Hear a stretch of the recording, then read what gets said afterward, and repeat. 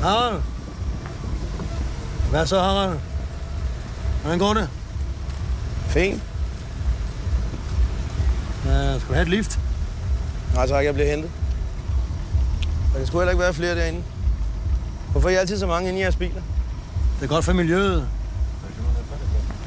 Prøv at høre, jeg skal have mine penge, Harald. Må jeg lige have lov til at komme ud først? Jeg skal have de penge, Harald. Okay?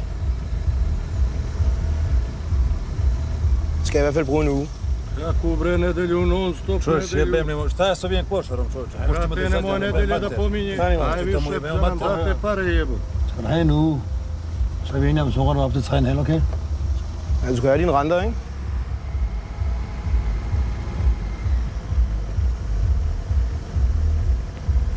Og mandag, Harald. Husk det.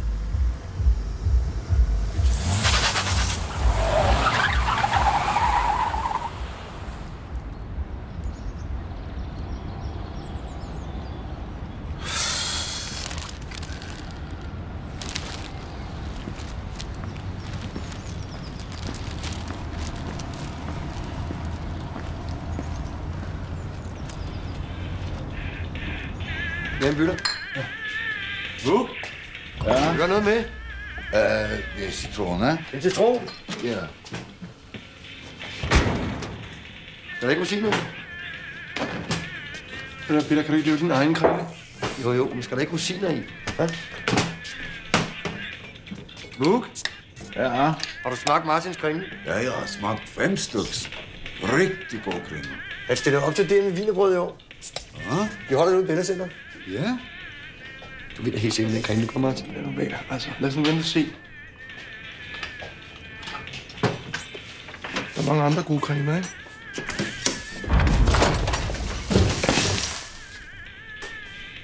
Harald. Hvad fanden laver I?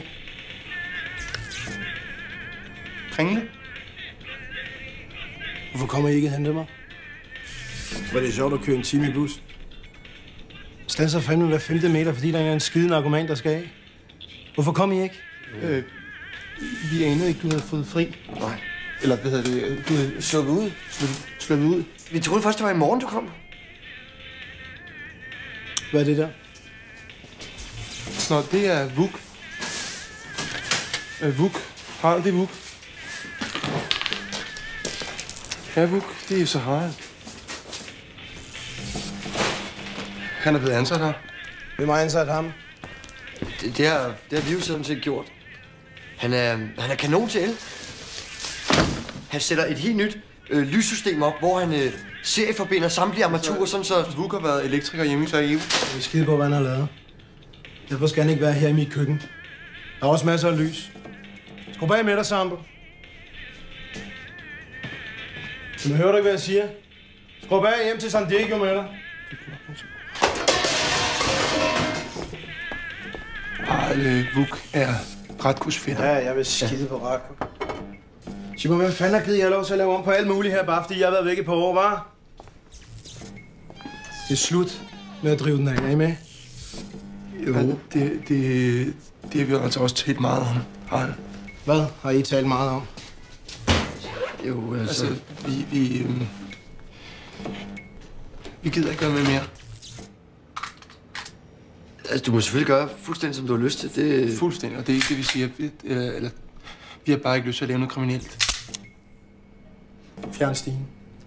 Og så fjern alle de her blomster, ikke? Ligner lort. Fjern lige stigen, Peter.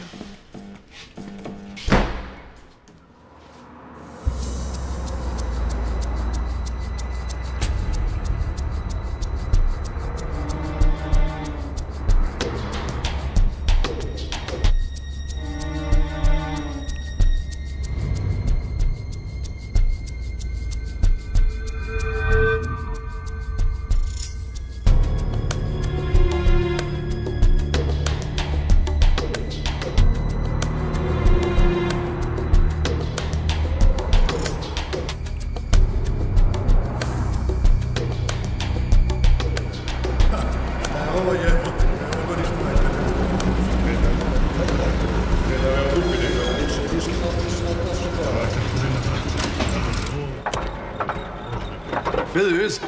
Er du begyndt at køre bryllupper? Hvad fanden laver I her? Jeg har taget en fridag for at stresse lidt af, mand. Her.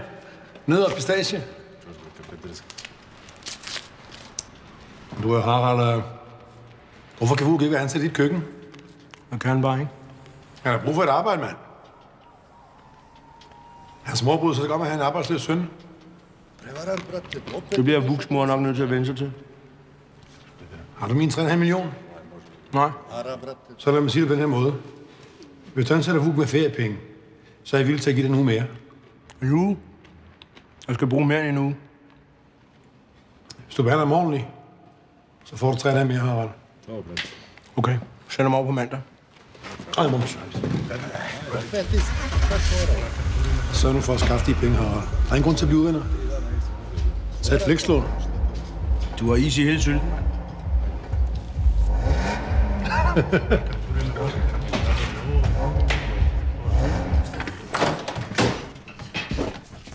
Altså, vi kan ikke leve med det her lys. Ja, Puk kommer på mandag.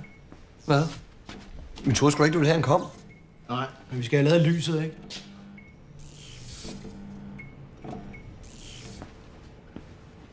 Hvad fanden er det? Det er sushi med vandmand. Hvad? Det er vandmand. Hvorfor laver I så konfekt? Det er ikke konfekt, det er makrioler med laks og agurk. Det er virkelig lækkert. Det er rå fisk. Kan du prøve at smage det her? Du prøv at smage. Hvor er der røvet det lort? Der er ikke nogen kinagrill, det her, vel? Steg så den fisk. Men det er faktisk... Steg fisken, sagde han. Ja. Ja.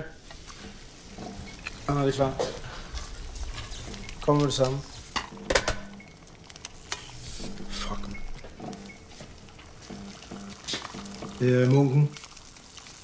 Han har røget på hospitalet. Det kan man ligesom regne ud, ikke? Han er jo ikke ligefrem ledet skidesund, kan man sige. Det har han da. Har I tænkt jer at stå der og klo? Lad os gå med og besøge ham. Det kan være, det er sidste gang. Vi vil ikke være med til det mere. Hvad er det, du ikke vil være med til, Peter? Manden er pissesyg. Kom så går vi.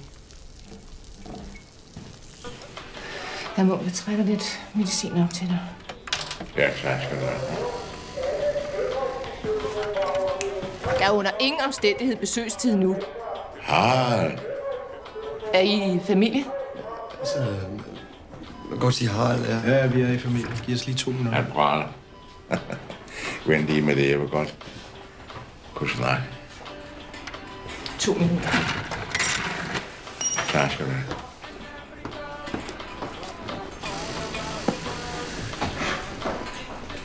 Hvad fanden, Munk? Min dreng. Er det galt? Det lever. Den vil ikke mere. Og det er der sgu ikke noget at sige til. Er der ikke noget, de kan gøre? Nej, det tror jeg ikke, de kan. Jeg havde altid regnet med, at jeg skulle blive skudt. Nu skal det ikke være.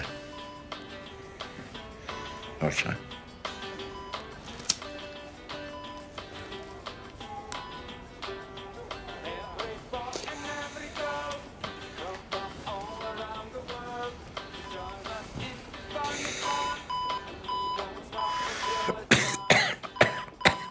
Nej, ja. Jeg har sgu ikke rigtig lyst til det, vel?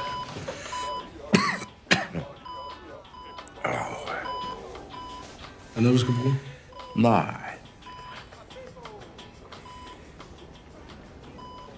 Jo. Der er måske en ting, den er lidt kompliceret. Okay. Jeg vil gerne se min søn. Du har sgu ikke nogen søn, Munk. Går jeg så? Jeg har en søn. Det har du aldrig fortalt om. Nej, det har du ligesom ikke været grund til. Altså, mor var stewardesse. Sådan svensk og sindssyg kælling. Jeg fik aldrig taget kontakt, men jeg sad jo inde, så jeg kunne ikke rigtig gøre noget. Jeg synes, han kan se sin far, mens jeg kan. Det er klart. Vi finder ham da bare. Ja. Hvor bor han? Ja, i Sverige. Hvor bor han helt præcis? I Sverige, din idiot. Det har jeg jo lige sagt. Munk. Ja, Han mener, hvor i Sverige? han sidder inde. Han sidder inde? Ja. Og hvad har han lavet? Der er ikke noget alvorligt. Ja, det... Han har jo nok ændret sig, ja. Hvad hedder han? Ludvig. Harald, hvis han sidder inde, så er det jo lidt svært. Så kan vi jo ikke... Selvfølgelig kan man det. Altså, Martin har jo sådan set ret i. Ja, så tror jeg, den besøgstid er forbi. Men sig mig engang, I står der ikke herinde og ryger. Vil I så komme ud? Vil I så øjeblikkeligt se at komme ud? Vi finder det. Der skal du have mindre. Ud med jer! Altså, det er jo ikke noget almindeligt fængsel, det her. Det er jo fuldstændig sindssygt sikret. Altså, det er jo kun for livstidsfange. Skal jeg ikke bare give os en småkage? Hvad de regnede med? Det er hvad, Når jeg er ved at brække mig af sultspade.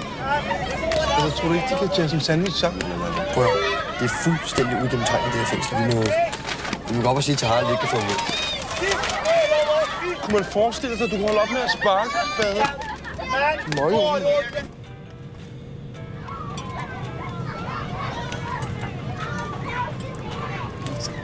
Jag är ledsen, men här framme får inte ni vara. Nej, vi skal lige... Ni får inte vara här framme. Ej, vi skal lige et øjeblik. Vi skal bare lige... Harald? Hvad får du hummer? Kan I ikke gå ned til jer selv? I må slet ikke være her. Jo, men jeg tænkte bare, hvordan fanden havde du tænkt, at vi skulle få ham ud?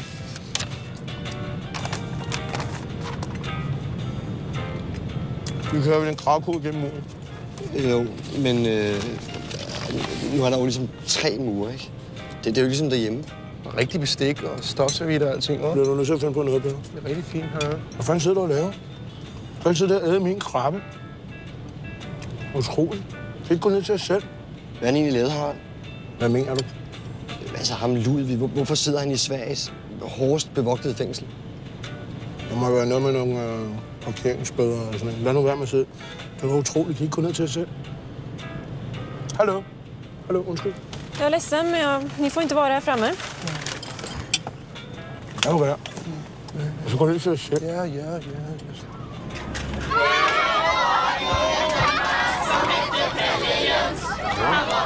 Altså, hvis man tænker over det, ikke? Så det kan godt være, det ikke er helt umuligt. Det kan faktisk godt være, at man... Altså, hvis du sparker til mit sæde en gang til, så kommer du en kage til.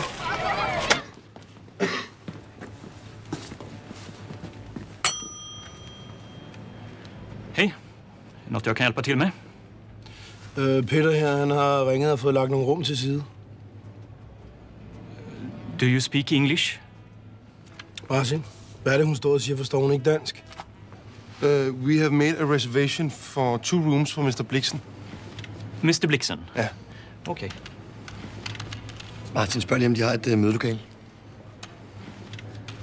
Et mødelokale. Ja. Et mødelokale med en tavle. Hvorfor det? Spørg nu. Hvis han har fået en idé, så skal vi høre den. Altså, skal vi ikke lande først? Men så, hvis det er så svært, så spørger jeg selv. Du skal da være så velkommen. Ja, det gør jeg også. Hello.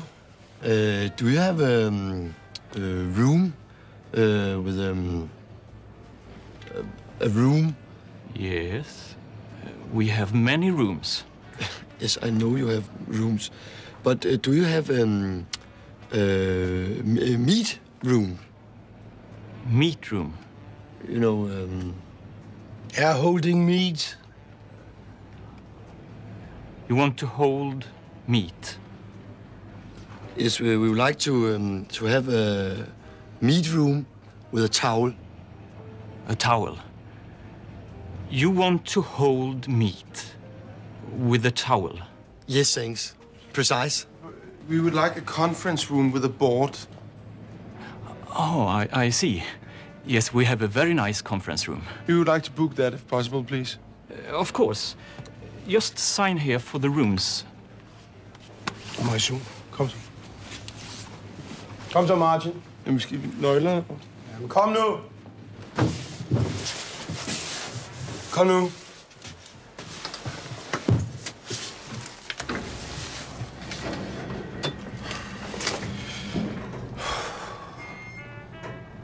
Meat room.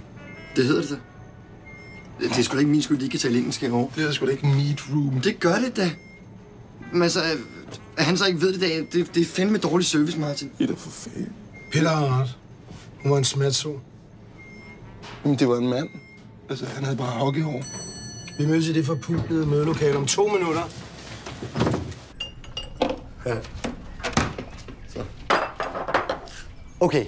På grund af den her sindssygt store sikkerhed omkring fængslet, så gør det faktisk, at fangerne kan gå frit omkring ude i gårdanlægget. Og det er det, vi skal benytte os af. Hvis vi nu siger, at pæren her, det er dig. Så du kommer ind her. Ja, vi bakker lige lidt. Så siger vi, Harald, at det her, det er dig. Du går ind i gården og møder Ludvig, som er her. Og imens, så står Martin og jeg heroppe på broen, som ligger 300 meter væk fra fængselsgården. Hvis vi lader som om, at det herovre, det er broen, så er det Martin, det er mig. Så står vi heroppe på broen og kigger ned i fængselsgården. Og det vi gør, det er, at vi skyder en wire 300 meter ned. Kom her. Sådan der. Det der så sker, det er, du klikker dig fast i wiren. Du får sådan et brandmandsbælte på ind under dit tøj. Du klikker dig fast først i wiren, og når du har gjort det, så klikker du dig bagefter fast i den her basketballstander, som står inde i gården. Når du har gjort det, så kører Martin bilen ned for enden af broen, helt ned for enden, og der sidder inde i varevognen en ballast på 1000 liter vand. Når den er dernede, så er wiren fuldstændig stram. Inde midt i wiren, der sidder der 7,5 meter bungee jump elastik. Når du udløser wiren, så flyver I stille og roligt op over murene hen og lander nede under broen. Og nede under broen, der kommer Martin og jeg og samler jer op. Du mener ikke det her, vel? Kom nu bare, fortsæt. Det er totalt ufarligt. Folk betaler 500 kroner for at ude på Islands Brygge hver eneste dag. Det er skide godt, Peter. Skab de ting, du skal bruge. Og så stil de der flasker tilbage i minibaren, så jeg skal betale for dem. Ja. Så skal vi...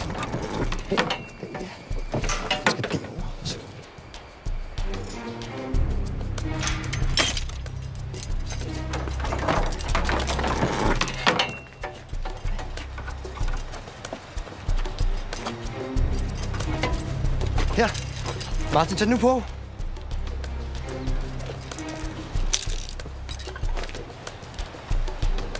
Ja. Kan du se ham? Altså, der er en masse hunde. Ja, de er helt vilde med hunden herovre. Ja. Hold lige den. Det er bungee.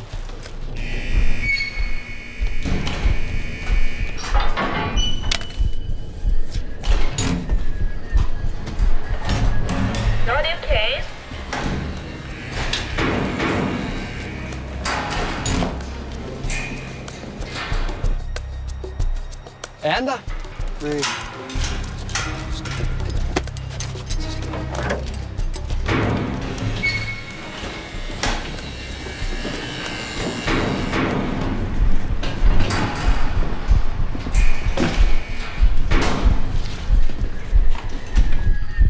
Hvad er han sgu?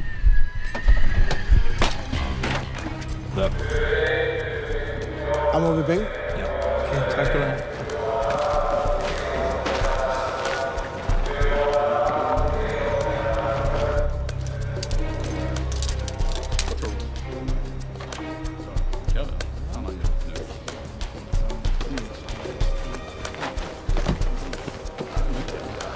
Hej.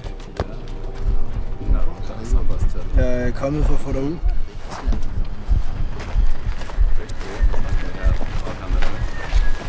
Hej.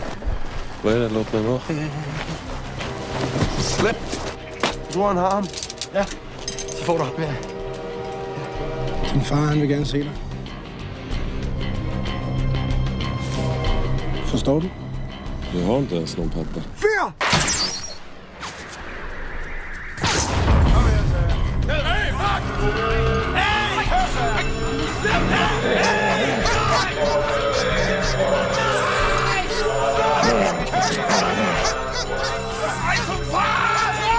Hvad sker der, Martin? Hvad sker der? Hvad sker der? Der er de der hunde.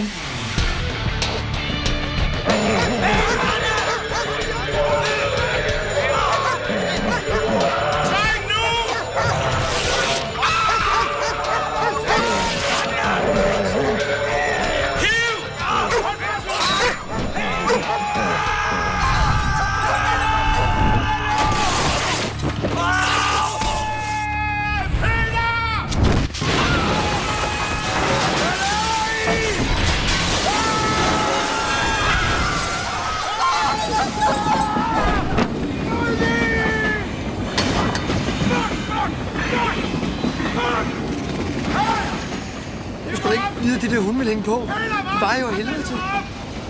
Jeg sprang op. Behøver vi det? Harald, du kan jo nok se, at jeg ikke har en chance, når de der hunde hænger på. Og nu din kæft. Vi skal til højre næste gang. Er du sikker? Se der, Ørebro. Det er et non-stop-tog. Det er inden om 11 minutter. Hvor meget vejer sådan en Dobermann egentlig?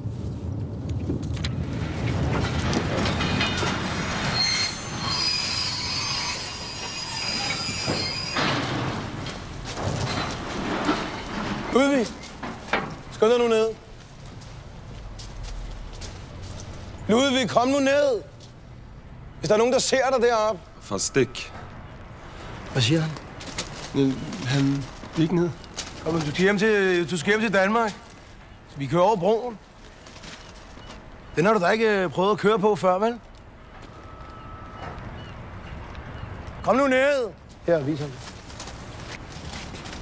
Ludvig, et billede af din far. Munken. Din far, han er altså pisse syg. Kom nu ned, Ludvig. Kom nu.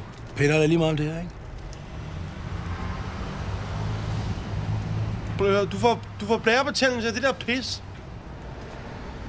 Ludvig, du bliver nødt til at tage hjem og besøge din far. Han er virkelig syg. Det er bare fordi, de har løjet over for dig i alle de år. Kom nu. Vi har taget noget skiftetøj med til dig. Giv mig lige tasken.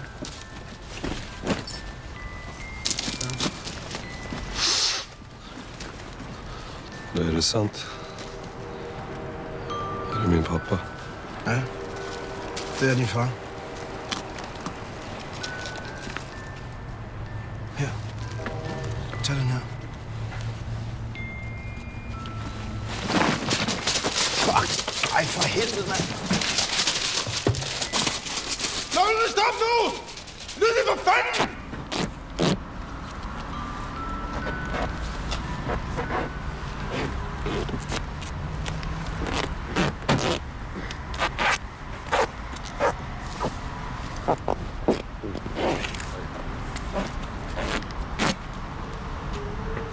Alltså, det behövs inte i stycken. Nej, nu gør du i hvert fald ikke. Der er noget galt med ham, kan du ikke se? Nej, det kan jeg ikke. Det er munkens søn. Prøv at kigge på hans øjne, han er jo sindssyg.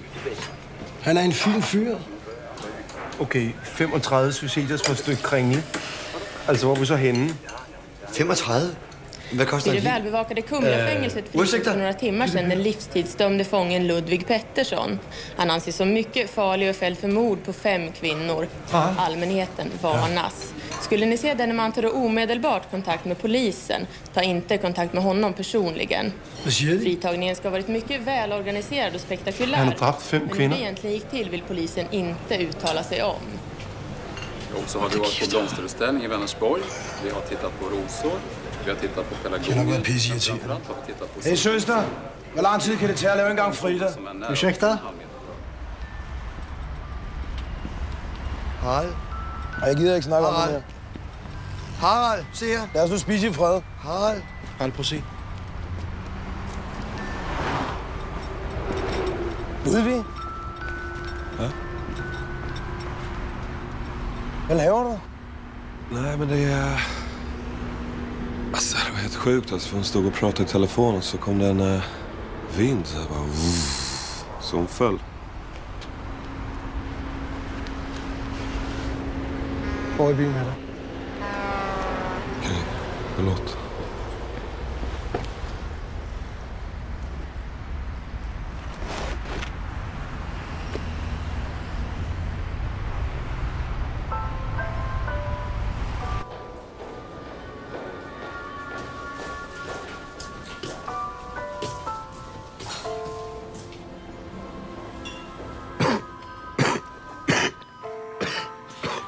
Du har så mycket hår. Jag har så lite. Det känns så konstigt. Men jag har längtat så mycket efter det. Eller jag menar att jag skulle ha en pappa. Så nu så... Jag vet sådana här barn här med alla är jag säker på att de har värsta pappan som är minst pilot eller miljonär. Jeg var faktisk piloten en overgang. Og der var også et tidspunkt, hvor millionerne, de rullede ind. Så rent teoretisk kunne jeg jo være blevet en udmærket far. Max. För jag visste inte det. Om jag hade vetat det så hade du inte fått...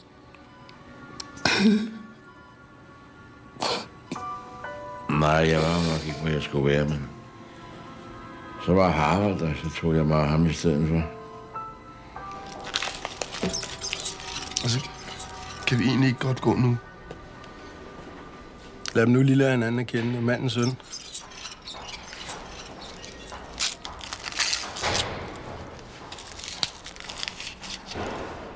Flot trøje. Hvad er der galt med den? Den er fin. Den er fin. Jeg kan godt lide den. Den er også varm, ikke? Det er bare orange. Vad är det som är fel på det egentligen? Är det något allvarligt eller? Jeg skal dø, Ludvig. Nej. Jo. Det går ju inte, vi har ju precis träffats. Ja. Men sådan er det.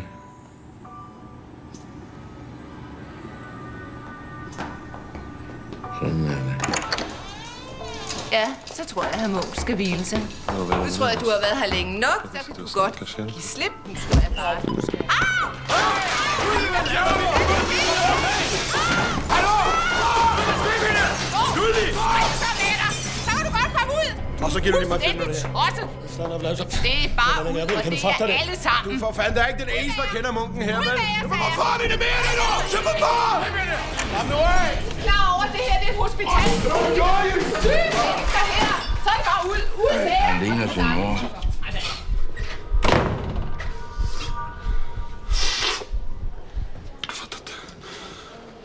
Vadå, hvorfor kan man ikke bare her, når man er i læger, Fordi der er ventelister og sådan nogle ting. Han er vist også for gammel, tror jeg. Ja, men vi skal gøre noget. Det skylder jeg ham.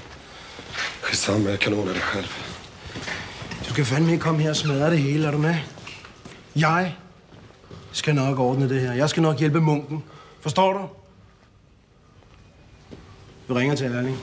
Hvem fanden er det, Erling? Jeg er min læge. Han skal nok hjælpe os. Ecuador. Ecuador? Ja, Ecuador. Et skønt lille land, hvor der er en række tyske kirurger, der specialiserer sig i transplantationer. De skaffer de nye, friske organer, og flyver man ind, og 3 uger efter, så kommer man ud, man er så god som ny. Jeg har forbindelsen, hvis I er interesseret. Ja, jag visste ju genialt. Hvor ligger det der Ecuador? Sydamerika. Ja, det ligger lige bag Brasilien. De har et utroligt dyreliv dernede. Ja, utroligt lækre indianer.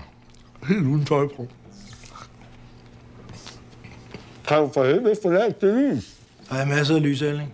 Er det dyrt? Indianerpigeren? Nej, sådan en lever. En lever står vel i $300.000. Men de kender med mig og sådan noget. Jeg kan måske godt putte den ned i 280.000. Men det er alligevel det er mange penge. Ja. 280, det kan vi jo ikke have. Någonting måste vi hitta på. Harald, det kan vi sgu da ikke. Harald. Det går ikke.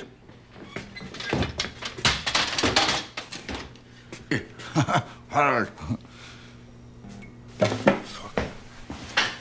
Utrolig lækker kringle. Det er vel ikke sådan, at jeg kunne få opskriften? Selvfølgelig må du ikke få opskriften. Den er jo hemmelig. Ja. Altså, du kan få et stykke med hjem. Det vil gå under værre. Det er helt fantastisk. Du kan sgu da ikke tage hele kringlen. Nej, altså, det er fint, det er fint. Nu har den jo været nede i en taske, ikke? Nå, okay, tak skal du have. Har du nogensinde røget en bank før? Bara några år sedan i och för sig. Schysst, tack. Det er det også for mig. Men det är väl ingen man glömmer direkt. Det är väl som att cykla ungefär. Ja. Du vil overføre dine penge til Dan Hansens konto? Ja, tak. Det hele? Gør det bare, ikke? Kan du skrive sådan en følgebesked? Hvad? Altså ligesom vedrørende husleje og sådan noget. Jo, det kan jeg godt. Okay, så skriv... Farvel, Dan. Jeg håber ikke, at du tager den lille fodboldso med til min begravelse, dit lille møgsvin. Nej, ikke dit lille møgsvin, slet det. Skriv din falske lort. Du tror ikke, du vil tale med nogen om det her? Du har det ikke så godt, vel? Nej!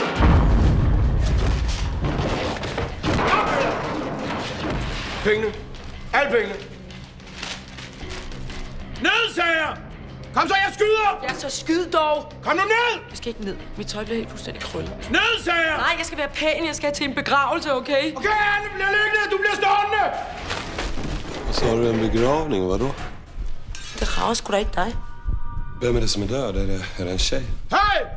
På med hunden! Oj, förlåt. Og så holder I kæft, I to! Var det mycket blod och sådär? Hur dog hon egentligen? Var det... Nej, det var selvmord. Fan. Hvad er det der for en bank? De har ingen penge. Der er ingen penge her. 100.000. Der er ikke nogen udlandske penge. Hvem trykkede? Var det dig? Nej, det sker automatisk, når kassen bliver tømt.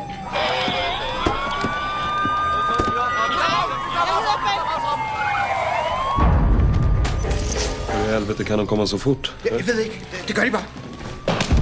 Hey, slap nu af. Okay, alle rejser, så gå med ud i døren. Okay, skub op nu. Op nu. Op nu, for fanden. Skub op. Skub op. Hvad fanden er det, du står og siger? Læs det op, for fanden. Ja, fan, kom igen. Er du sikker på, at det der er en god idé? Kom igen. Okay. Anna, kom så med her! Kom så hurtigt! Ud! Kom tæt sammen, kom! Hold tæt sammen! Hej, jeg hedder Bente Halsted, og jeg forhandler. I skal huske, at jeg er jeres ven, og sammen... Du skal kraftedeme mig ikke slå! Jeg blev sindssygt afkom! Jeg har ikke gidsel! Kør for helvede! Kør, sagde jeg! Gud vil jeg da ej! Kør så! Au! Au! Du skal kraftedeme mig ikke slå mig, din syge dyr! Du er blevet sindssyg, mand! Vi har en gidsel! Kør nu!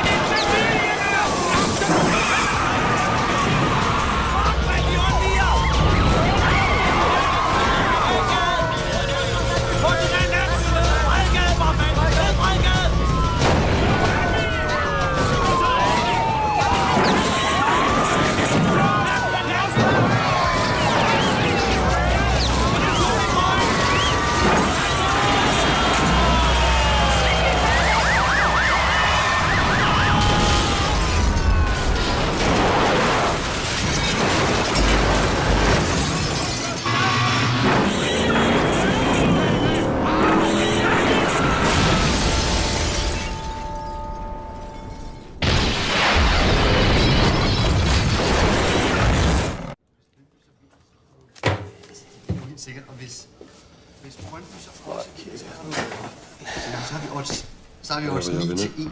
Ja, det ved jeg sgu ikke.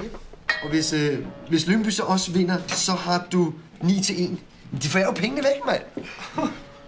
Hvad laver alle de penge der? De formerer sig. Ja. Formerer sig? Ja. Altså, det er sådan et system, som Peter regner ud. De skal spilles på fodboldkamp. På fodbold? Ja. Det er fordi, en af mine venner, han spiller for FC København, ikke? Og FCK skal møde FC Midtjylland på søndag, men det er ikke noget at spille for. Så de stiller engang med deres stærkeste hold. Dem skal de bruge mod AGF i pokalkampen på onsdag. Så hvis du parer FC Midtjylland som sikker vinder med 4 øvrige vinder, så har du 9 til 1 i odds. Hvad er det for din ven, du har på det hold? Dan Hansen. Men altså, de taber helt sikkert, og de holder ovenikøbet fest hjemme hos ham om lørdagen. Hvis vi ligger 8.000, så kan vi gå ned og hente 71.000 mandag morgen. Jag vill lika bra satsa alltihopa på den här gyllan. Ja. Vad? Ja, sätt hela skiten på de som vinner. Nej, overhovedet ikke. Prøv at høre her. Vi satser det hele på det der hold, du siger, der helt sikkert vinder. Det vil sige, mandag kan vi hæve 1 million kroner til os selv. Ja. 1 million? Det er mange penge. Hold nu din kæft over det lys. Altså, helt sikkert er det jo heller ikke, vel? Altså, hvis Peter siger, det er sikkert, så er det fordi, det er sikkert. Ja. Så skal vi sgu til fodbold.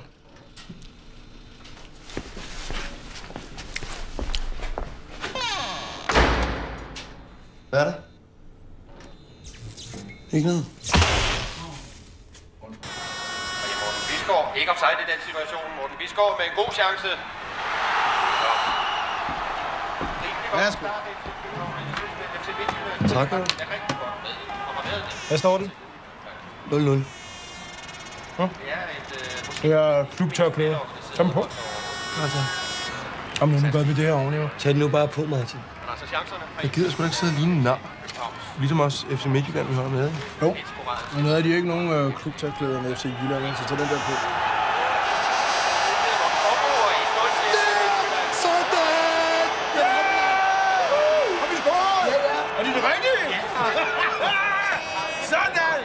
Jeg vidste det. Daniel ved den slags. Den er stensikker. Det er fandme godt, Peter. Det er skide godt. FC København er virkelig travlt nu. Nej. Hvad sker der, mand? Han falder jo selv. Han falder selv.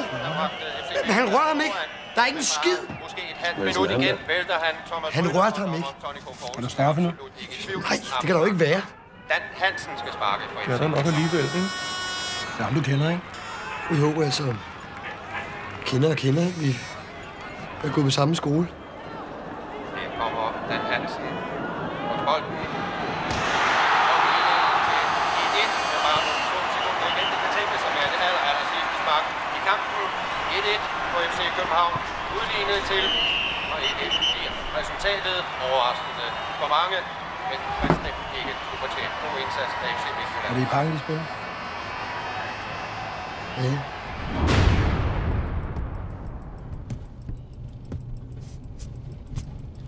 Harald, hvad er det, vi skal her? Skal vi snart køre? Hvad? Skal vi ikke finde et sted at spise? Tag noget mad et sted. Hyggeligt sted.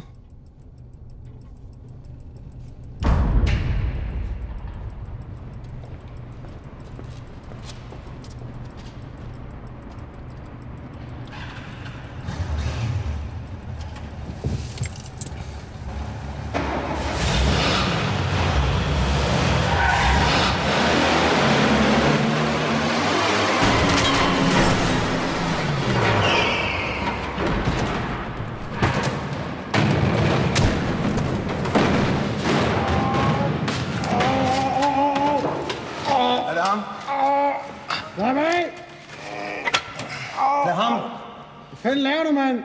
Har du gang i, mand?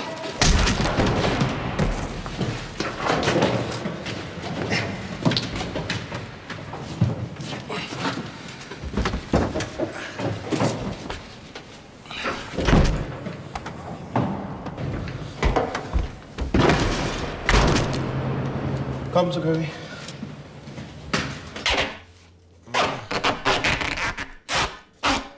Harald, det er jo ikke hans skyld. Kræfterne har taget røven på os alle sammen.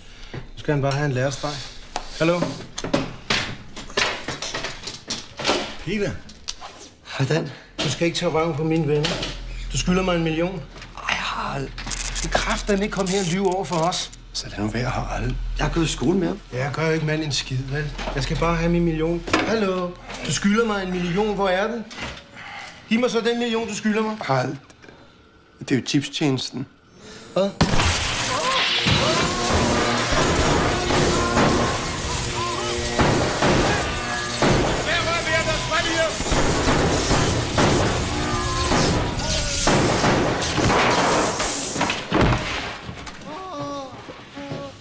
Det her, det må Vuk skulle selv rydde op.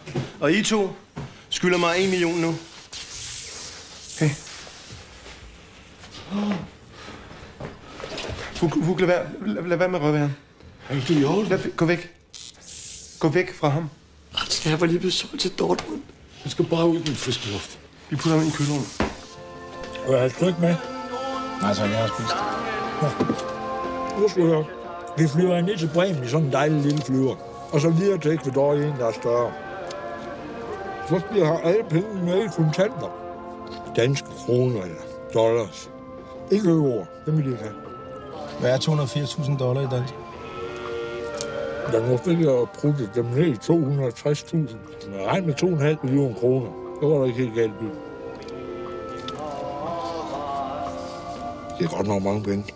Har du dem? Ja, selvfølgelig. Du bestiller bare den lever. Godt nok, så ringer jeg dig og gør det helt klart. Jeg henter Ludvig. Du vil ikke have et stykke kring med? Jeg har spist. Ses. Ja. Jeg gider ikke høre alt det der brøl. Selvom du havde så mange penge, så fik du sgu ikke lov til at bruge dem på mig. Køb nogle polske luder, og så få givet mig en røvfuld, og så får det levet ud. Hvad mener du med det? Jeg har siger, at du har problemer med damerne, ikke? Hvad med dig? Har du blivet en psykolog, eller? Nej, har en psykolog? Nej, det er ikke kraftigt, men det sidste, han bliver. Du må bare ikke spille dit liv. Du må ikke ende op som mig. Det er sgu svært at være alene. Kan du ikke finde en kending, der kan holde dig ud? Jo, jeg kan, men det... Så det er, jeg kommer hela tiden til en punkt, når jeg måste... Jeg har fortalt mig det. Jeg kender det godt. Sådan har jeg det også. På et eller andet tidspunkt, der får man lyst til at slå kælling ihjel. Det går ikke. Du er nødsaget til at give dem en chance. Det er ligegyldigt, hvor tosset du er. Der er altid en eller anden, der kan holde dig ud.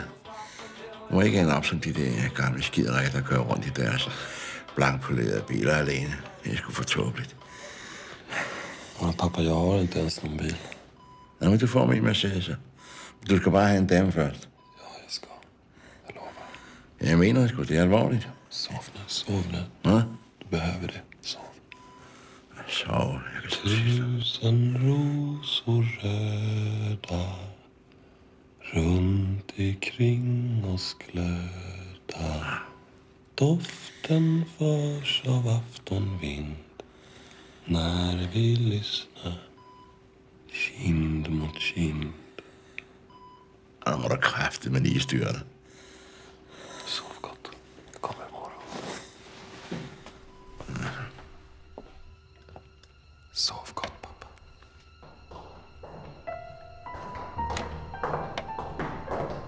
Ej, det er bare løgn. Det er ikke dig igen. Ved hvad, jeg er så træt af at have jer rendende her uden for besøgstid. Så ved du ikke, hvad klokken er? Er du ikke klar over, at det her det er et hospital? Den ligger dødsygt lidt.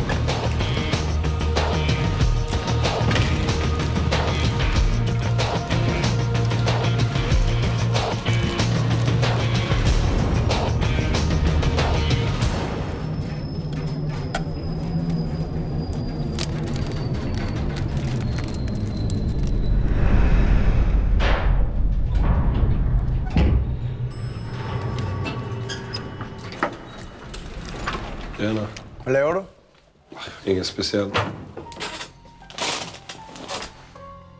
Så har du taget alt tøjet af hende? Nej, vadå? Det har vi inte alls. Det så hon föll. Hun faldt? Mm.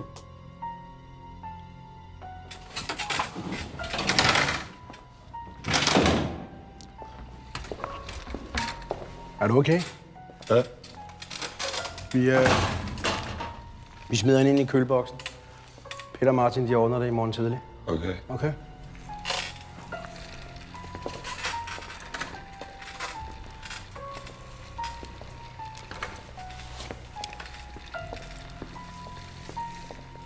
Har du set til munken?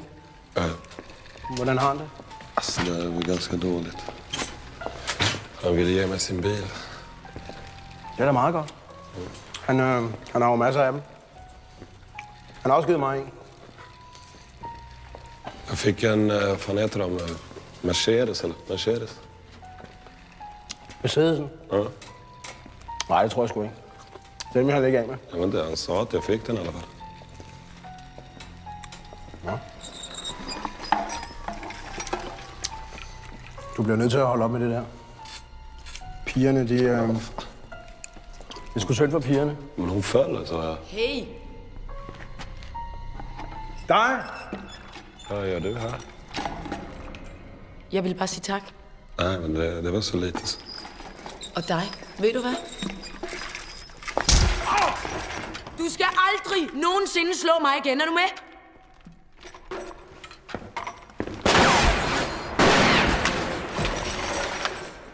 Hold din kæft. Nej, vad dumt. Harald, vad tror du hon menar med det? Att hon ville tacka mig? Det ved jeg kraftedeme, ikke? Harald.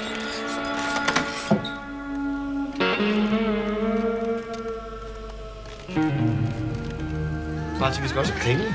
Men vent lidt med den kringle. Jeg skal nok sige til, at den er færdig. Tillykke. Nej, ur. Ja, det er fint. Så skal du puste ud og sådan noget.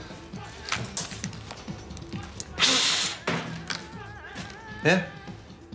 Så må du ønske nogle ting, eller du har nogle kærester, og det ved ikke rigtig, om det fungerer. Martin, vi skal også have fødselsdagskringle. Vent nu lidt med den kringle. Jeg skal nok sige til, når den er færdig. Hey, Puk, kom her. Hvad fanden laver du, mand? Kan du ikke forstå dansk? Kom her, nu. Kom her. Det er til dig. Til mig? Ja, det er en gave. Du købte en gave? Selvfølgelig har jeg da købt en gave. Der skulle da ikke nogen, der kommer og sige, at jeg behandler ham dårligt. For det andet så redder jeg også hans liv, ikke? Pak den nu op.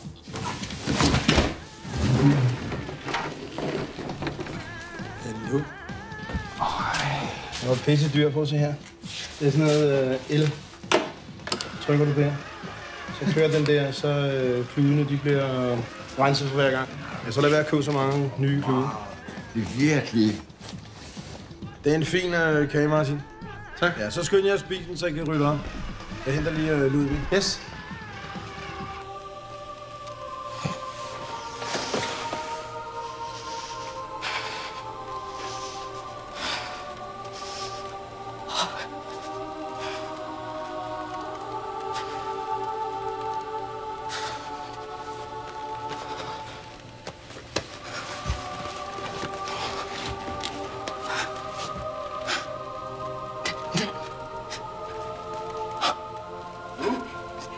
Gør noget med. Det tror.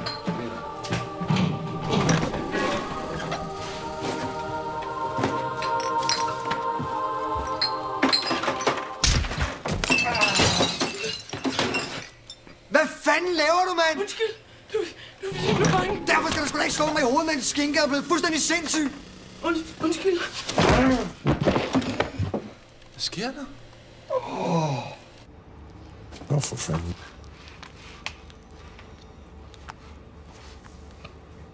Der er masser af liv i nu. Det er fint. I skal nok være forberedt på, at hun vil være sløv her i starten. Hendes hjerne har jo været kølet helt ned. Så bliver hun nok også lidt forkølet her. Der skal I bare give hende kamillete med honning. Jamen, det kan vi da. Og det kan jeg godt. Hun burde jo egentlig have været død nu. Ja, hun har jo været så nedkølet, at hendes blodcirkulation har været stoppet. Ikke? Altså, man kan jo ikke bløde, når man er stivfrossen, vel? Altså, hvis man er stivfrossen... Har I mere kringel? Altså, Erling, du kan ikke få mere. Der skal også være til de andre, ikke? Jo, men jeg er begyndt at eksperimentere derhjemme. Hvor meget smør bruger I til 500 gram mel? Erling, det kan vi jo ikke stå og fortælle dig. Det kan vi ikke sige til dig, vel? Nej, selvfølgelig ikke. Jeg må også vide, at de 2 andre derinde, vi kan altså ikke gøre noget ved. Tak. Hils Harald. Hvad er det for noget med Kringle? Kæft, hvor har jeg ondt i skallen, mand. Hvad fanden lavede du inde i det kølerum der? Ja, det ved jeg da ikke. Hvor kender du Harald fra? Hvem er Harald? Det må du sgu da vide. Er det ham fra banken? Er det ham fra hospitalet? Er det ham, der har slået Dan ihjel? Hvor kender du Dan Hansen fra? Ja, det er min kæreste, eller han bliver... Det ved man går fra med den dumme skid. Skinkemund. Mame har været tung, mand. Og vi har også skinke på menuen, også. Prøv at du er nødt til at gå ind Harald, han kommer, ikke? Fanden er det, I 2 render rundt og laver? Shanna. Hej. Hvem af jer har ringet til Erling? Det var Martin, der ringede til ham. Hvorfor er hun levende? Hun slog mig oven i hovedet med en skinke. Prøv lige at se her. Jeg har fandme fået en kæmpe bule, mand. Hvad fanden er det, du render rundt og laver, Martin? Det ved jeg jo ikke. Altså, det var jo synd for hende, ikke? At hun... Det var på grund af kulden. Det nedsætter blodomløbet og alting. Har hun ikke lige prøvet at slå Peter ihjel med en hamburger? Hun er jo sindssyg. Hun er fuldstændig vanvittig. Skinke. Hvad? Skinker. Prøv at høre her. Vi render ikke rundt og slår folk ihjel for sjov, vel? Nu bliver jeg kraftigt nødt til at begynde helt forfra. Hvem er du? Flyt dig lidt, så du ikke får blod på. Nu stopper du fandme, du gør Fedberg! Altså, jeg er da skide glad for det der, du har gjort med Dan, ikke? Men derfor skal du ikke møve dig frem på den der måde og råbe og skrige som et lille barn. Nu taler du ordentligt til folk, du gør! Nej, jeg har simpelthen haft sådan en virkelig anstrengende uge, jeg har. Jeg har haft en virkelig dårlig dag, og jeg er jo godt hjem nu. Gider du godt køre mig hjem? Jo, visst. Kom.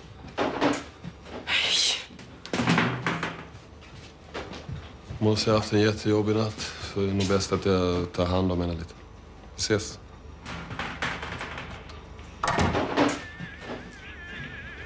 Råber og skriger jeg som et lille barn.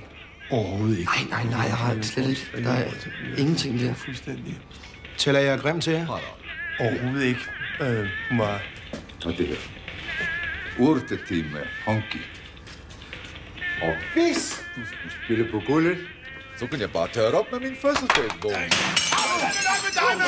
Hvad så her? Hvad så her, så?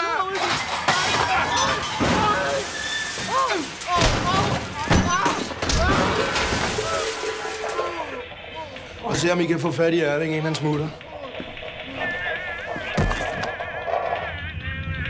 Det er lige her.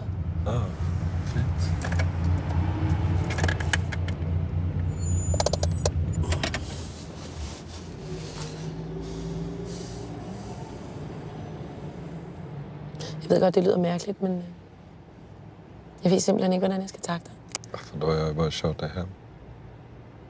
Du reddede mit liv ind i banken den dag. Vad fan, det skulle vem som helst ha gjort. Jeg mener det seriøst. Jeg havde slået mig ihjel, hvis ikke du var kommet. Så alt det der med Dan. Dan? Ja, Dan. Ja, just det. Dan, ja, jo. Jo, det är klart. Så jeg har jo aldrig nogensinde kunne slippe ham. Så lige pludselig så jeg ham ligge inde i det der kølerum, så kunne jeg se, hvor kæmpe en idiot han er. Jo, men fan, han var ju död, då ser man lite där. Jo, men alligevel. Jeg tror, der er en mening med, at vi to er med hinanden. Jag hänger gärna med på en kopp kaffe om du vill. Okay. Så kom.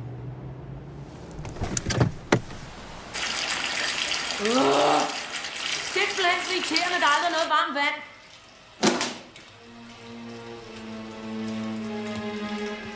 Kan du finde, hvad du skal bruge? Hvis du er sulten, så står der nogle saltstænger oppe i det der skab over vasken. Eller skabet over kaffemaskinen. Hvor er det irriterende med den her ruter. Det er simpelthen ikke til at finde en ordentlig blikkenslag.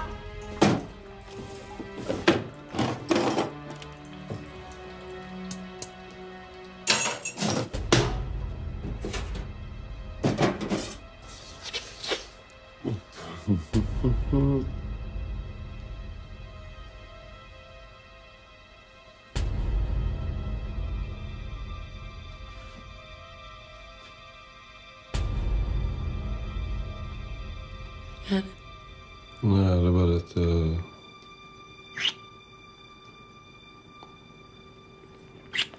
Oj. Vil du reparere min motor?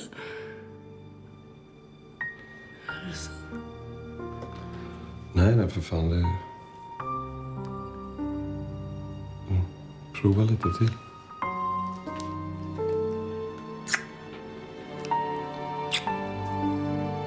Vänta lite.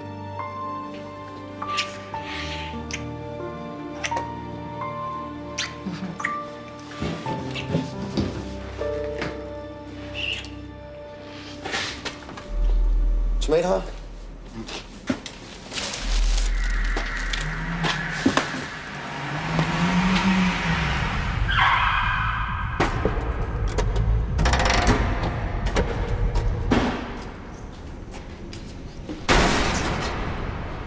Er det dig?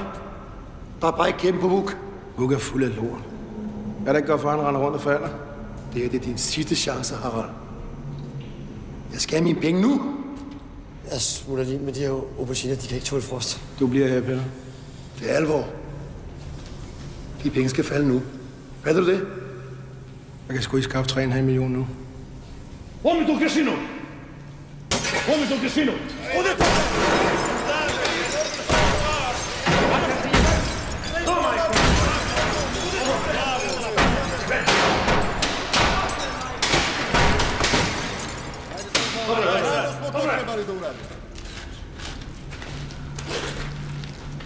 Har du en idé til at skaffe de penge?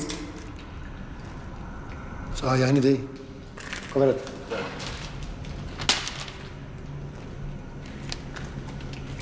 Jeg har et job til dig ude i lufthavnen. Tak. Jeg skal grundigt igen, og det er din sidste chance. Okay? Ja.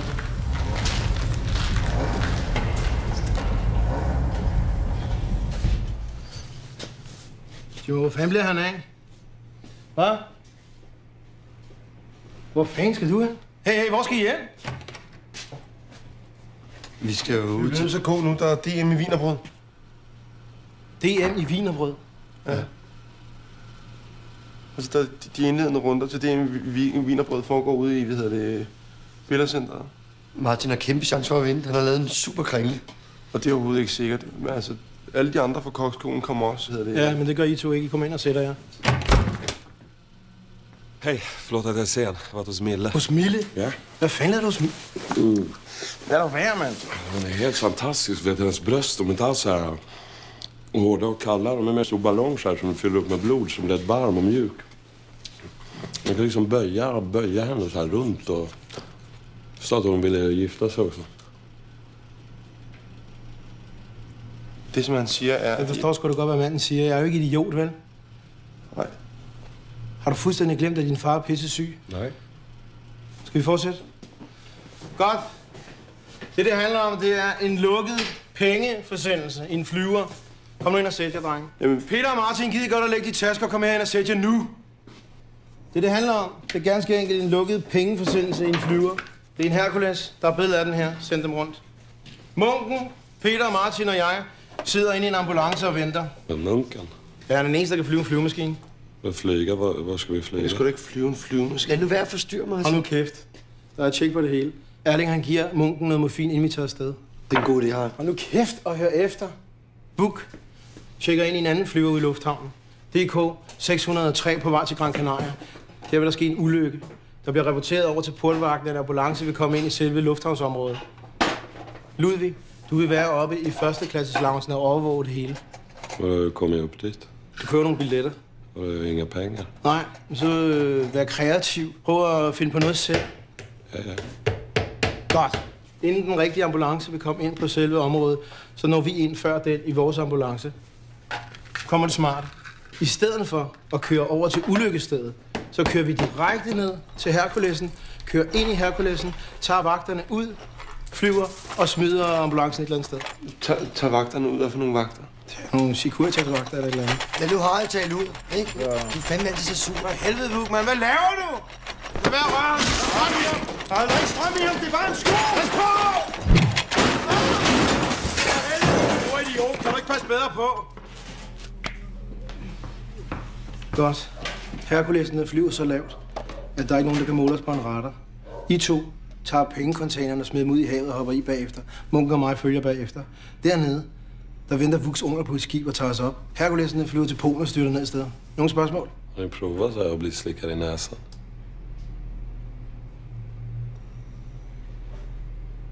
Altså, containeren synker sgu da. Vi kan da ikke kaste os ud af et fly heller. Peter? Ja, altså, som Martin siger, så kan vi godt kaste os ud af en flyve. Så. Selvfølgelig kan man det. Der er ikke noget problem. Der er masser af luft i de container, så de synker jo ikke. Herkuleserne flyver kun 100 km/t, så er det overhovedet ikke farligt at springe ud af den. Og så er der masser af redningsveste. Den der ulykke, Vuk er skyldig i. Hvordan laver vi den? Altså, vi finder sgu da på noget, ikke? Der er ikke noget problem. Virkelig genial plan, Peter. Kom nu. Virkelig godt fundet på. Du siger jo aldrig noget, Martin. Ja, altså, hvad skal jeg sige? Pas på, du ikke skærer dig.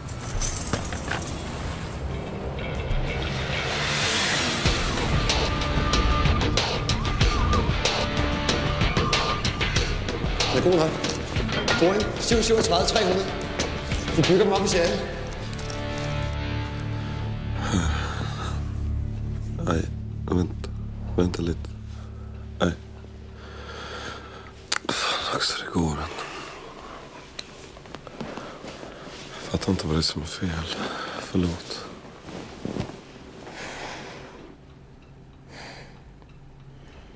Det gør altså ikke noget. Hvad skete for dig før? Nej. Jag har inte gjort det så mycket. Vi har ju bara gjort det med dig och min mamma. Det troede jeg var forbudt. Jo, i och för sig, men det var i Sverige, vet du.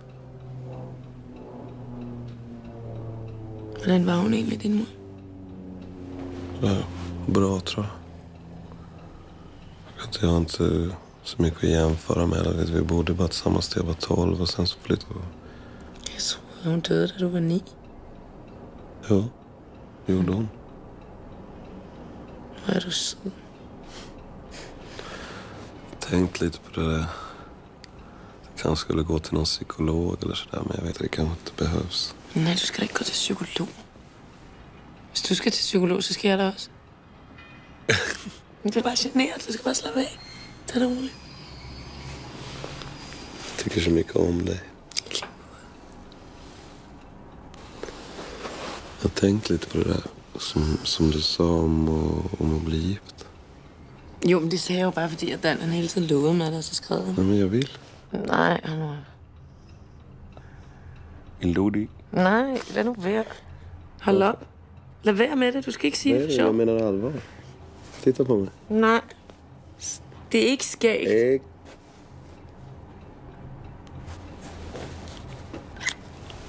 Vill du gifta dig med mig?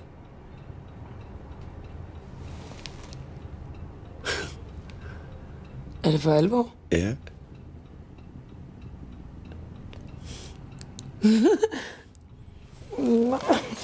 Vet du, det går ett flyg till Brasilien på tisdag. Vi kan ju ta det om du vill. Så kan vi gifta oss där. Ägg. Fan också. Hvad er det? Nej, vadå? Vi har inga pengar. Penge, siger du? Mm. Det har jeg. Har du? Ja. Godt. Då åker vi då.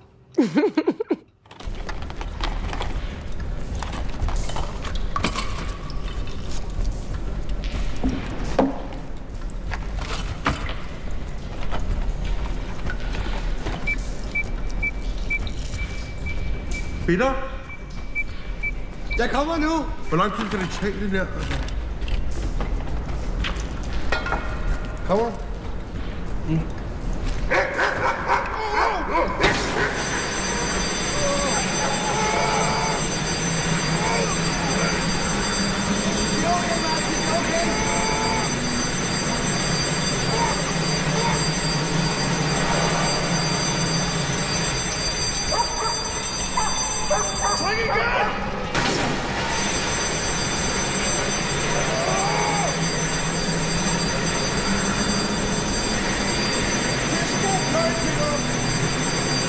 Her. Billetten. Pas nu godt på den, ikke? Tak. Værsgo. Ja, se nu kommer afsted med dig. Ratko, kom ind. Harald! Hey, hvor stillet op til? Ratko, hvordan går det ud til jer? Kom, kæmper. Harald, vi er der om en halv time. Hvad sagde du? Pola sad. Må se, nu har jeg lagt bund. Så kan du selv lige supplere lidt med det der. Okay. Er det morfin? Ja, her er lidt ekstra. Han er stor. Sådan der, så er du på den sikre side, du. Tak. Jeg er ked af, at jeg ikke kan være med, men jeg har altså en virkelig vigtig aftale i aften. Så vi ses i nat. Er det godt? Top 4 med det.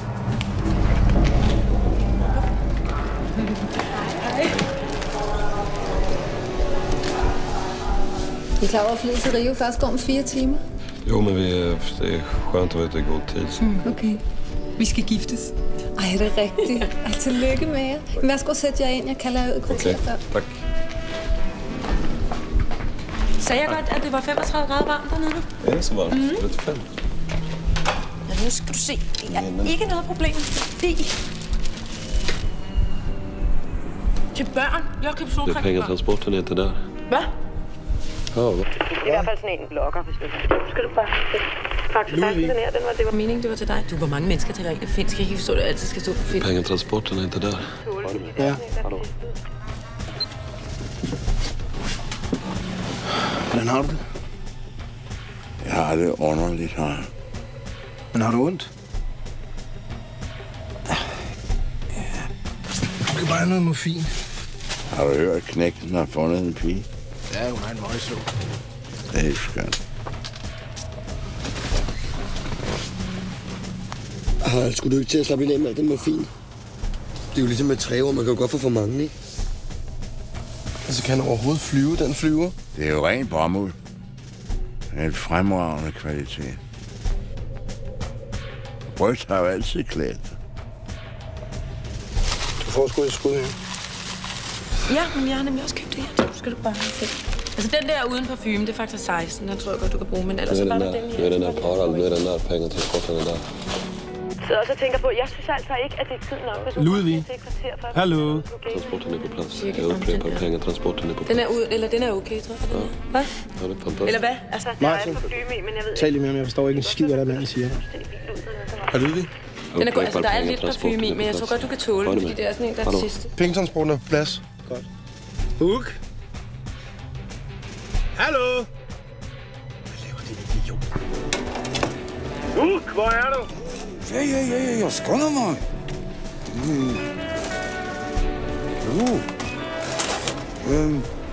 Hvor mange kroner? Springladningen, er den klar? Ja. Du tryk på den der. Sådan. Ja, giv mig nu bare. Start motoren. Ludvig, hvor er Vuk? Nej, det er hans flækkebevæger på, dem jeg kan tage. Ja, nej, det er bare lidt... Vuk! Ja. Hvad fanden laver du, mand? Du skal da tage den telefon, når jeg ringer til dig, ikke? Det er det, vi har aftalt. Er vi parate? Selvfølgelig er vi parate. Vad fan gör han nu? Ställer sig i en jävla kö. Han skulle ställa sig under vingen. Han stiller sig hen i køen til trappen. Skat eller krig, når man skal ud og rejse. Fik vi altid Hvilken trappe? Til flyet. Se, så kom ud af en flyver, din idiot! For helvede, hvad laver du? Gå nu hen under den vinge. Jeg skal lige holde billedet og flyve. Det kan vi ikke. Vi får det nu. Det bliver helt til for. Men så du jeg tænke på, at vi i virkeligheden enormt langt fra den der gate, vi går ud i. Vänta. Vad fan gör han nu? Går han kolla jävla lilla motorn? Altså, nu står han og tager et billede af en motor. Du skal ikke. Din store fede spasser, kan du så til at komme hen under den vinge. Og så tag billedet derfra. Jo. Gud, det er da rigtigt, det er da fuldstændig glemt. Gå til venstre, så gå til højre. Du skal gå til højre, mand! Lige frem. Du skal gå lige frem. Du skal gå lidt mere frem. Mere nu. Mere. Nej, lidt mere venstre. Kigger du på? Du skal bakke. Bak. Den er på plads. Der. Og bliv der. Og tag så dit billede.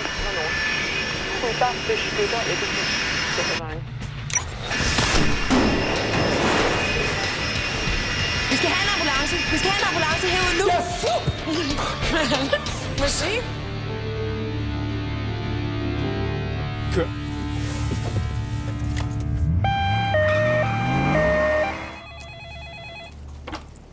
Marken. Ja, kode. Okay, jo. Vänta. Ta det lugnt, alltså. Det är min pappa. Skal vi ikke ud og rejse så, eller hvad? Jo, vi ska, men inte just... Jag glömde säga det, okej? Förlåt. Nå, du glemte det? Nå, okay. Ja, jag visste inte riktigt hur jag skulle... Kæft, hvor er du et røvhul. Mille, förlåt. Altså, lad mig være, din psykopat! Jeg troede lige, du var... Mille. Hold da kæft. Förlåt. Altså, hvad er det, der foregår oven i hovedet på dig? Nej.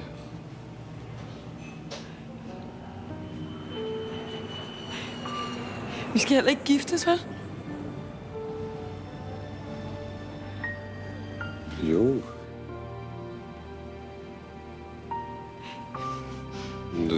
Det var inte just nu, så... Mille, förlåt. Du skal holde dig væk fra mig. I skal alle sammen holde jer væk fra mig. Og du skal heller ikke komme til min begravelse. Jeg vil gerne have lov at byde på et glas champagne, og så vil jeg gerne...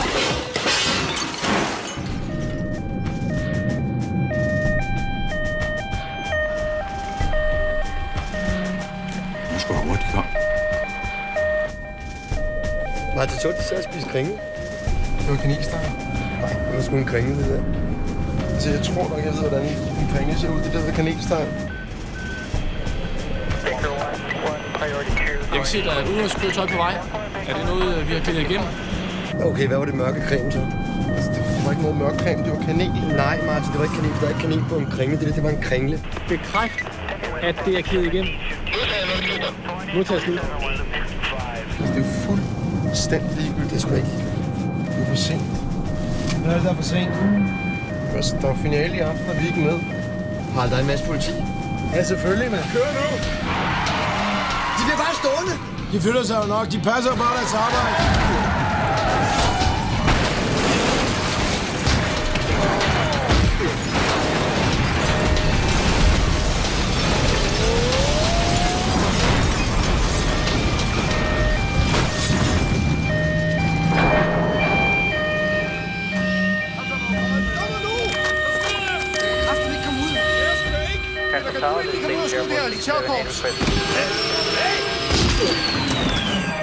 Altså, hold! Du er meget tæt på nu! Få gang i den, mand! Hold!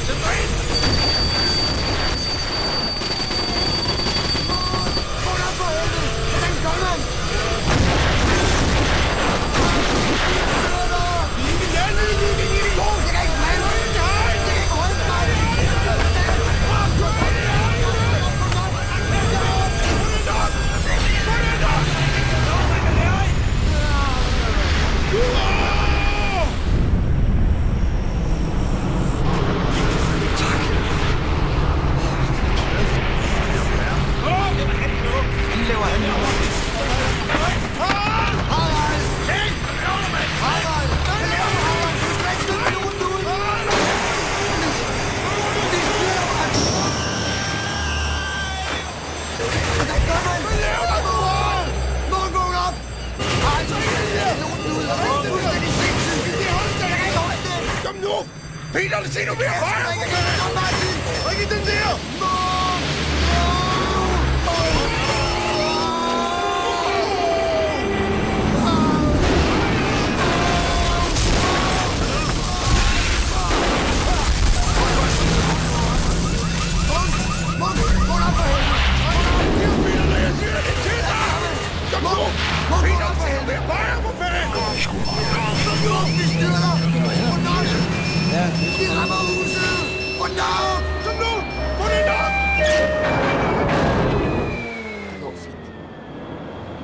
Ambulancen kommer lige om lidt.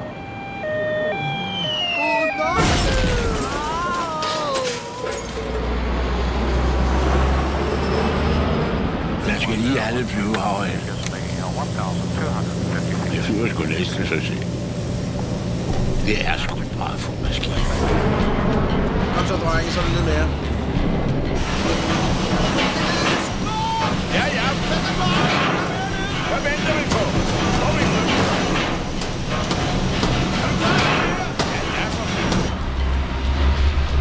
Evo stižu momci! Krenite se!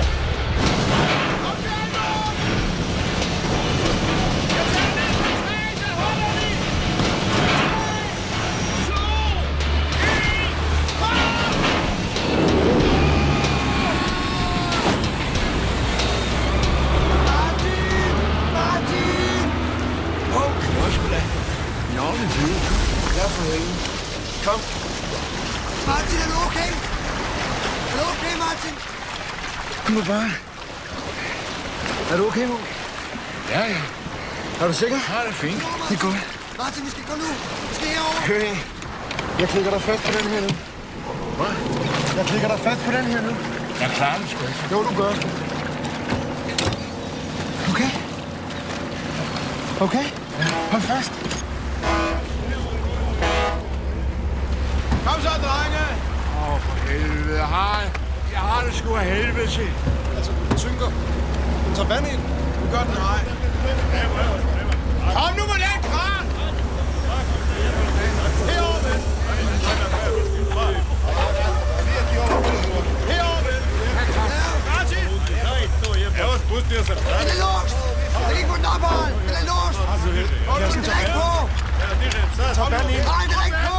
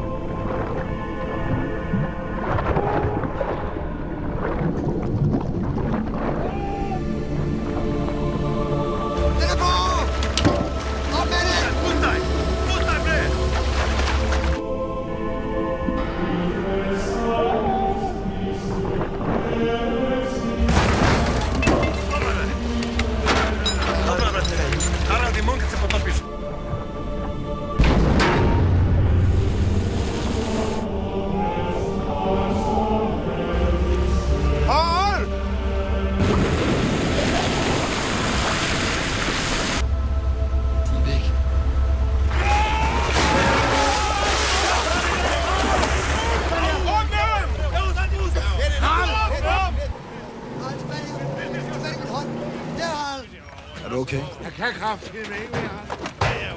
Ej, det er åbenbart. Altså, Øresund er jo faktisk ret lavt farvand. Så hvis vi er heldige, så ligger pengene kun på 70 meter vand. Og nu kæft, Peter. Hvorfor er det lige vores container, der sank? Altså, jeg synes, du har færdigt her. Hvorfor skal de have alle pengene? Så er det bare for, at Munk får noget varm kaffe. Jeg skal have bilnøglerne. Šta ti kažem, bre? Er du fuldstændig vanvittig? Vi er slet ikke med Harald. Vi arbejder jo bare i restauranten. Vi er bare... Sæt jer nu bare ind i bilen. Du er totalt sindssyg oven i krydderen. Jeg burde være stand til seminamo. Ja, seminamo, det er sidste chance for at tænke dig om. I vandet med jer. Det er mine penge, Harald. Prøv her. Du passer på din familie, og jeg passer på min. I vandet. Nu!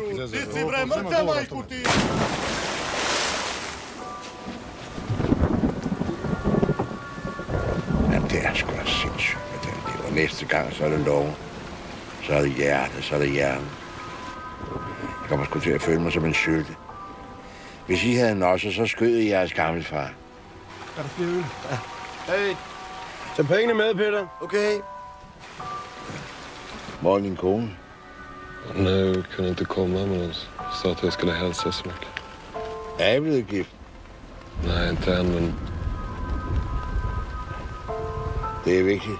Ja. Jeg må sørge for, at I bliver gift, ikke? Ja, vi ska, jag lovar.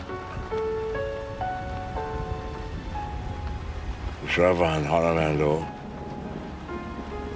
Sørger for, at han holder, hvad han lover.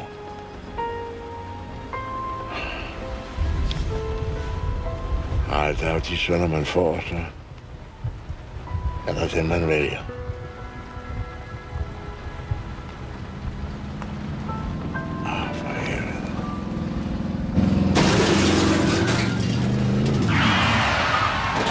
Jeg skal have dine penge, Harald!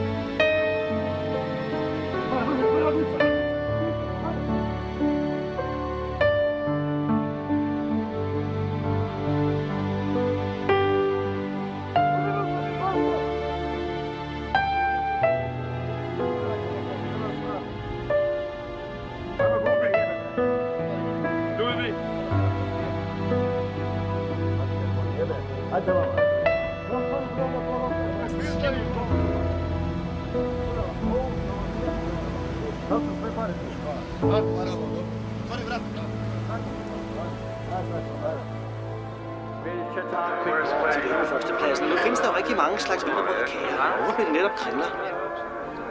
Jeg har altid holdt utrolig meget af kringle, og så var der min kone Emma, foreslog mig, at jeg skulle prøve at stille op. Det var min egen opskrift. Hold da kæft. Nu bliver det så det her wienerbrød i dag. Er målet så vigtigt at afvække Salzburg i efteråret, eller er der andre planer for din karriere i fremtiden?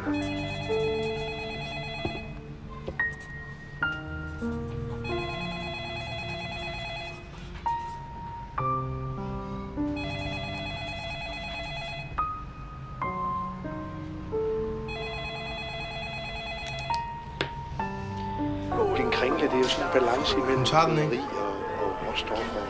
Så for mig krydderi, de skal jo smage ligesom en kringle. Hvad?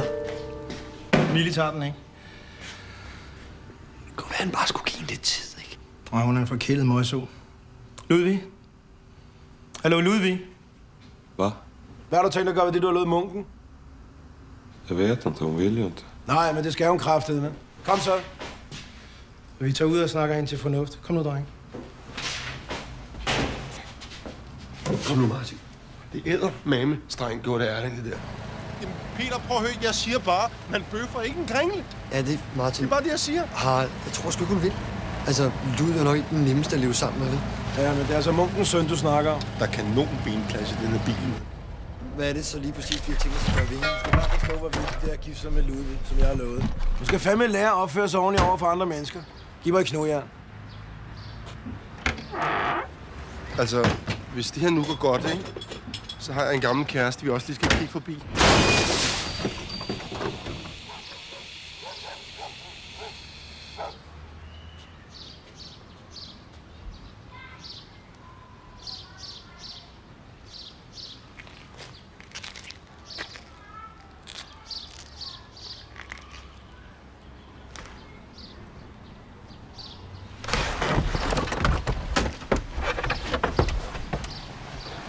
Hej. Hej. Hun må være faldet ud. Hej. Hej. Hvem er I?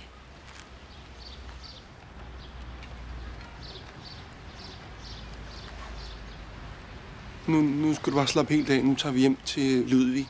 Ja. Din kæreste, Ludvig. Har jeg en kæreste? Ja. I skal jo giftes. så...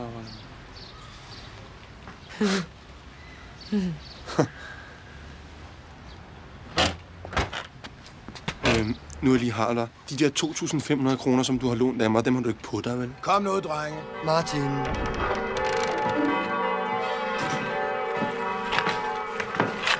er meget smukt. Tak. Jeg kendte da ikke din far særlig godt, vel? Jo, det kan fandme være, at det spiller godt. Pas på! Pas på, der er strøm i jer!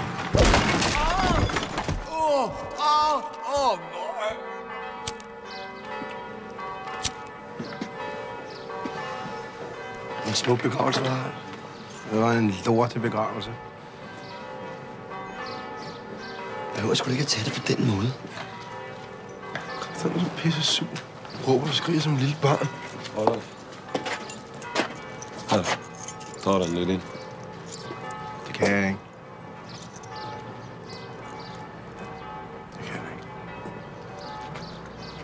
Kom igen. Ses.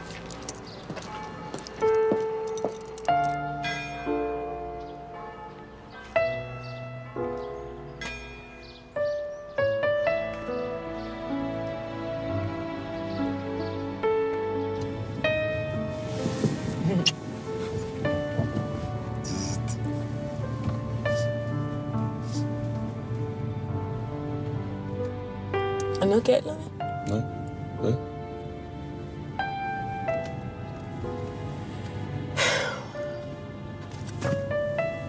Kan du ikke bare sige, hvad det er så?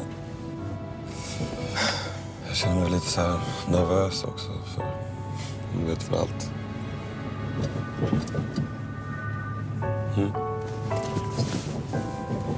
Det kan jeg godt forstå. Men ved du hvad, så? Jeg er ikke det mindste i tvivl. Ikke det mindste. Nej.